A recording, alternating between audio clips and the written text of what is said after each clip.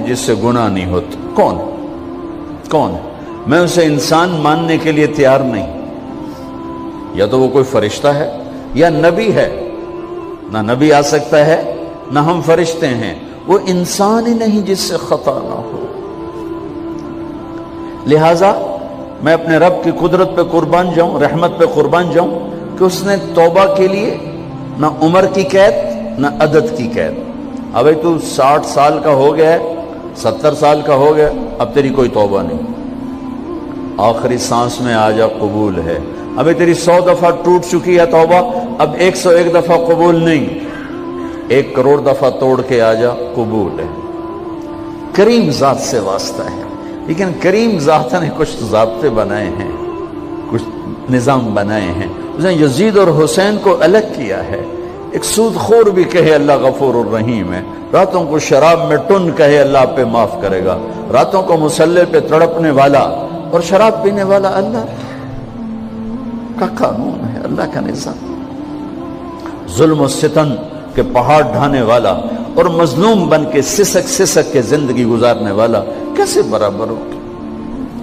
آنکھ کا چھلکنا اور جام کا چھلکنا اللہ برابر کر دے, ایسی اندھیر نگری بھی تو کوئی نہیں ہے. ام نجعل المتقین کالفجار, کیا نیک اور بد میں برابر کر دوں گا؟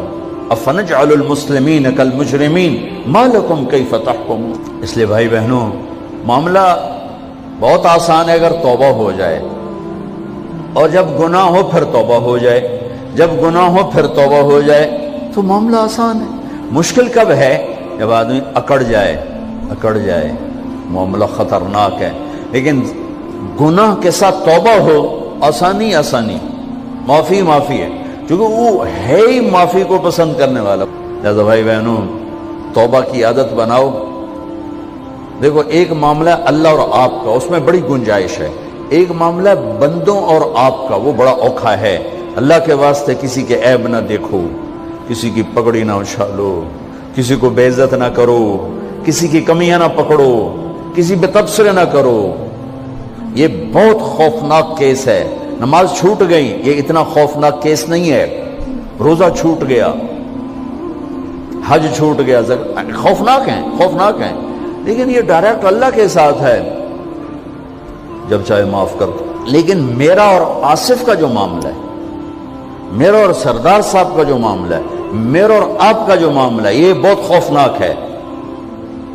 اس میں کسا ہوا قانون ہے کہ کسی کو حقیر نہ جانو. عیسیٰ علیہ السلام گزر رہے تھے اپنے ساتھیوں کا, ایک ڈاکو اوپر بیٹھا تھا پہاڑ پر, چوٹی پر. فلسطین میں چھوٹے چھوٹے پہاڑ ہیں, بڑے نہیں.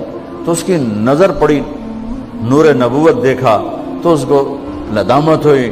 اس نے کہا یا لعنت ہے تیری زندگی, ساری زندگی ڈاکیاں گزارتی, چل توبہ کرتے سے نیک نبی دا ساتھ دے. انہوں نے کہا یا اللہ میری پچھلی معاف کر, میں آ گیا, نیچے اترا, ساتھ ہو لیا. عیسیٰ علیہ السلام کا ایک صحابی ساتھ جا رہا ہے. صحابی, ہر امت کا سب سے اعلیٰ شخص وہ ہوتا ہے جس نے نبی کا فیض پایا ہو. یہ ڈاکو, یہ صحابی.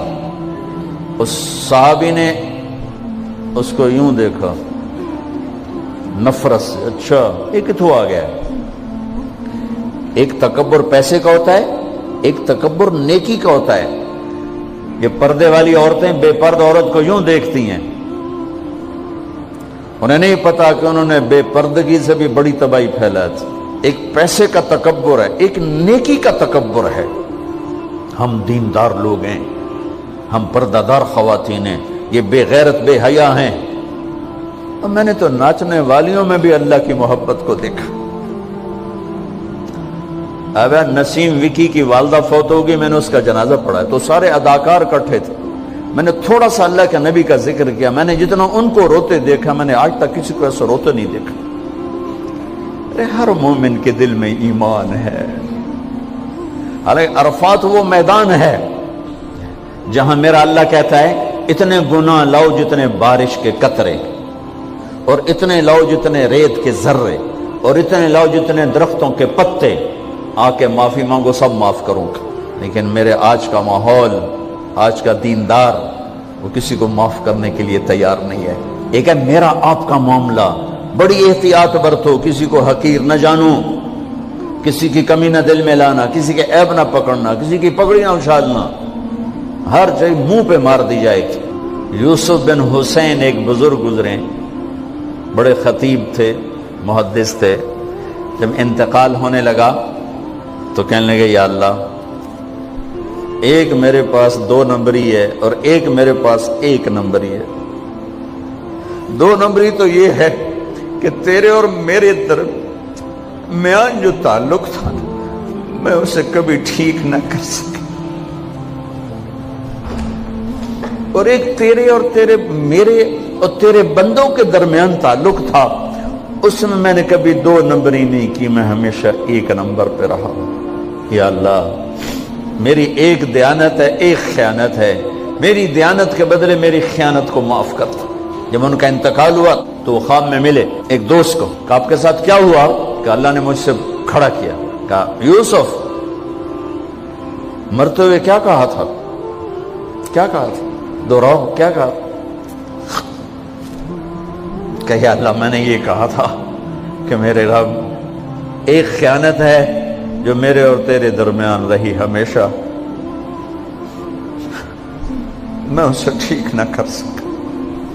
ایک دیانت ہے جو میرے اور تیرے بندوں کے درمیان رہی، میری دیانت کے بدلے میری خیانت کو معاف کر۔ تو کہا یوسف، بس تیری یہ بات ہمیں پسند آئی، جاؤ معاف کیا۔ میرے نبی نے بڑے عجیب واقعہ سنا ہے۔ ایک تو قیامت کے دن 2 آدمیوں کو کہے گا چلو جہنم کی طرف، تو ایک دوڑ لگا دے گا اور ایک چلتے چلتے پیچھے مڑ کے دیکھے، پھر آگے جائے گا، پھر دیکھے گا، تو اللہ دونوں کو واپس بلا لے گا۔ ہاں بھائی، تو نے دوڑ کیوں لگائی؟ آگے دیکھ نہیں رہے ہو جہنم ہے؟ کہے گا یا اللہ، تیری نہ ماننے کی وجہ سے تو جہنم دیکھی، تو مجھے خیال ہے آج ہی تیری مان لوں، شاید تیری رحمت متوجہ ہو جائے۔ کہا اچھا بھائی، تو کیوں پیچھے مڑ مڑ کے دیکھ رہا تھا؟ کہ یا اللہ، تیرے بارے میں سنا تھا تو بڑا مہربان ہے، تو میں دیکھ رہا تھا کہ شاید تیری رحمت کہے گی آ جا۔ کوئی نہیں، آ جا۔ تو اللہ کہے گا چلو تھوڑی گل میں نے بڑی چنگی لگی، جاؤ جنت میں چلے جاؤ۔ معاملہ تو ایسی کریم ذات سے، ایک آدمی کی ایک نیکی کم پڑ جائے گی، ایک تیری ایک نیکی اگر بڑھ گئی نا تو میں تمہیں جنت دے دوں گا۔ اب یوں ہے، کہے گا چلو یا اللہ میں لے آمنا، اللہ کہے گا جا کسی کو لے آ، میں تمہیں جنت دے دینا۔ وہ یا اللہ ایک تو میں نے لب جانی، وہ اپنی اماں ابا چاچے تائے بیوی بیگم بچے سب منکر ہو جائیں، کہنا بابا نا کی پتہ اسا اسے ایک تو تھوڑ جاوی، کیا پتہ ساڑی ہو ایک تھوڑ جاوے، عزیزہ نہیں دین دے، عزیزہ نہیں دین دے۔ کہے گا ہائے میں مر گیا۔ تو ایک آدمی اس کی ہائے سنے گا، وہ کیوں آئی؟ کہ ایک نیکی تو مار کھا گیا۔ کہے گا موجاں کر تیرا کام بن گیا۔ وہ کہے گا وہ کیسے؟ وہ کہے گا میرے کو ہے ہی ایک کو، تو لے جا، میرے کڑے کم تو لے جا، میرے کو ہوئے تامی اگے نہ ہوئے تامی اگے، یا تو لے جا۔ وہ چھلانگے مارتا ہوا ہے گا یار میرا کم بن گیا۔ اور کیسے بن گیا؟ کہ وہ کہتا میں دیتا ہوں، کہ اس کو بلاؤ، اس کو بلایا جائے گا۔ ابھی تم اس کو نیکی دے رہے ہو؟ کہ جی دے رہا ہوں۔ کیوں دے رہے ہو؟ کہ یا اللہ میرے کسی کام کی، میرے لیے تو تیرا، میں ایک نیکی نال کیڑی جنت لے سکن۔ تو اللہ تعالیٰ فرمائیں گے اچھا آج مجھ سے بڑے سخی بننا چاہتے ہو؟ آج مجھ سے بڑا سخی کوئی نہیں ہے، چل تیری سخاوت پہ تو بھی جنت میں جائے، یہ بھی جنت۔ اس لحاظ سے معاملہ بہت آسان ہے، مشکل نہیں ہے۔ اگر ہم گناہ پر توبہ کر رہے ہیں تو معاملہ آسان ہے، گناہ کر کے ڈٹ جائیں پھر معاملہ خوفناک ہے۔ یہ نیکی کے تکبر میں یا گناہ پہ اڑ جانا یہ خوفناک چیز ہے۔ لیکن اگر ہم معافی مانگ رہے ہیں تو مسئلہ ہی کوئی نہیں۔